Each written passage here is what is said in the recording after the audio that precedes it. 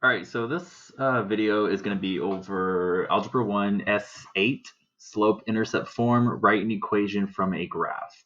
So in the last IXL, you had to, you were given an equation, a slope intercept form, and you had to actually graph it on the graph yourself. Well, now this one is opposite. So this time you're given the graph and you have to come up with the equation, the slope intercept form. So coming up with the equation is, so remember the equation for slope intercept form is y equals mx plus b, where m is the slope and b is the y-intercept.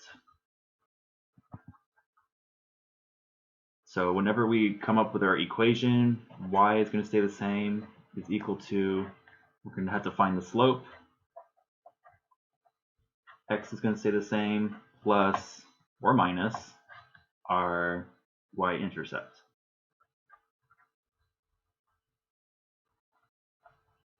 All right, so first we can find the y-intercept because that one is usually the most easiest. So y-intercept is where this line right here intersects on the y-axis. Remember, this is the y-axis, and it's where the y-intercept is where this line intercepts on this line. And it intercepts at, so here's the origin, so it intercepts at 1, 2, so -2. So that means we can fill in -2 for our y-intercept. And remember, to find the slope, we have to do rise over run. So m equals rise over run. And we can do from this point to, let's see, where's another point at? Looks like there's a point right here. So we'll say, so looking at my cursor, we got this point and this point right here. Whoops. So that means starting from right here, we know the slope is going to be positive because the line is going up. So going from, so in relation to this point, we're rising up 1 unit. So rising up 1 unit right there. So that means we're going to put a 1 for our rise, and that's a +1. And then we're going over 1, 2, 3, 4, 5, 6. 6 units. 1, 6. So our rise is 1, and our rise is 1, and our run is 6. So that means our 1/6 goes right here. So that means our equation is going to be y equals 1/6 x minus 2, because it intersects at -2. So this is our answer in y-intercept form. So coming down here, we'll type in y equals 1 divided by 6 x minus 2. And excellent. All right, cool. All right, let's see which other ones. Let's skip one and see. Okay, looking at this one. Okay, so what is the equation of the line in slope intercept form? Okay, so again, we want y equals mx plus b.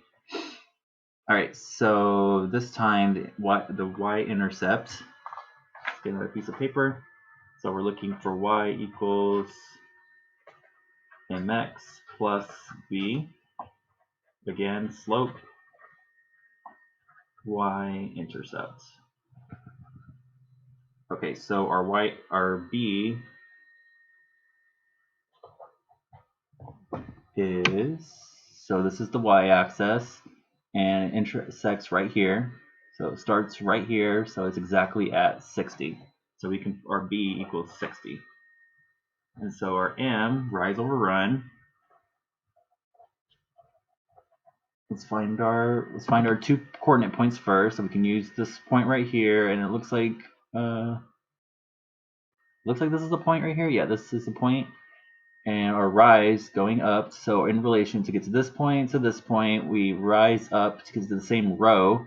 So 60 to 70, that's 10. So we rise 10. And then our run from this point where my cursor is at over is also 10.